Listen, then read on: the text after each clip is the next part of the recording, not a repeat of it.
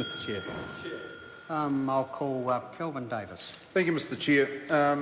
Mr Chair, I'm referring to Clause 16, public notification of freedom camping notices, and this is Part 1. It says a freedom camping notice is published in accordance with the section if a summary of the notice is A, published in the Gazette, and B, is published in the following newspapers: 1, in a daily newspaper circulating in each of the cities of Auckland, Wellington, Christchurch and Dunedin. Mr Chair, my concern is for overseas tourists who land in New Zealand and haven't actually happened to pick up a copy of the daily newspaper in Auckland, Wellington, Christchurch or Dunedin where that was published. Chances are they wouldn't have seen it, and they don't even look in the section anyway that where that sort of thing would be published.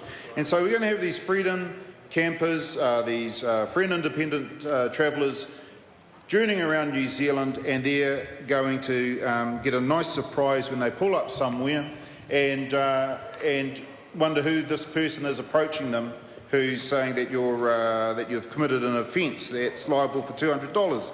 That, Mr Chair, is not the face that we want to give to portray to our travellers from overseas. And I think that we risk that.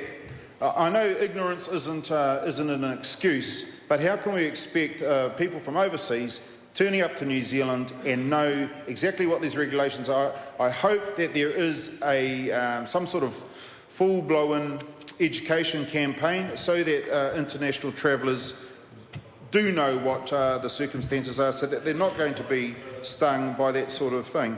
So the 11A, Mr Chair, it says bylaws must not absolutely prohibit freedom camping. This is similar to Clause 2A. It says a local authority may not make bylaws under Section 11 that have the effect of prohibiting freedom camping in all the local authority areas in its district. And then 11A2 says this section is for the avoidance of doubt. But, Mr Chair, the doubt still exists. The doubt that our colleague Phil Twyford raised earlier.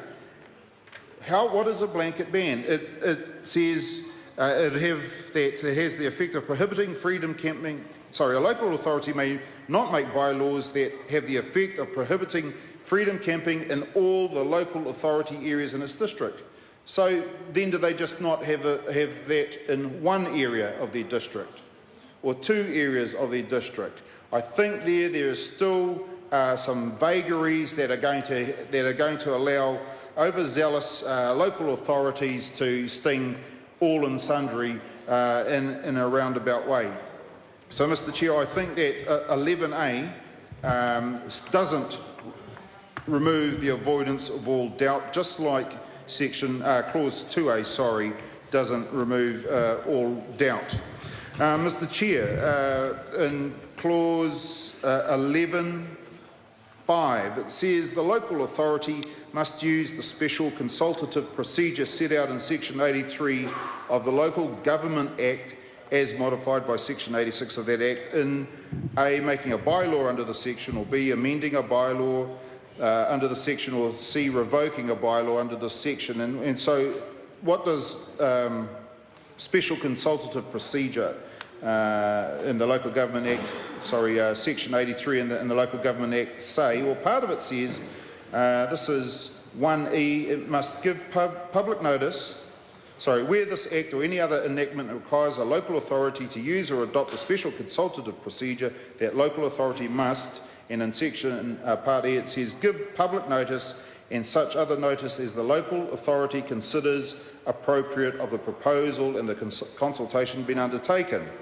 Now, it's the part that the local authority considers appropriate that is of concern, because we are concerned that some local authorities may be overzealous and just go too hard, and as we've already said, use a sledgehammer to crack a walnut. So it comes down to what's appropriate according to this local authority, what's appropriate according to the next local authority when it comes to this part of the Local Government Act that they have to refer to. There are vagaries, there is confusion as to or there could be confusion as to what the local authority considers appropriate